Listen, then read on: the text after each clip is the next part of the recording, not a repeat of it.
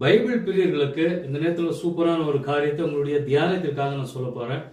இதை மட்டும் நீங்க தியானம் பண்ணீங்க அப்படின்னா ஒரு இது வரைக்கும் தெரியாத அதிசயமான ஆழமான சத்தியங்களை உங்களால புரிஞ்சுக்க முடியும். அது என்ன அப்படின்னா 1 கொரிந்தியர் 10:2-3 இந்த வசனங்களை வாசிங்க. அங்கே மோசேக்கு உள்ளாக ஞான ஸ்நானம் அப்படின்னு சொல்லப்பட்டிருக்கு. இதற்கு ஒத்த இன்னொரு வார்த்தை சொல்றேன் நான். அதே 1 கொரிந்தியர் 12:13 வாசிங்க.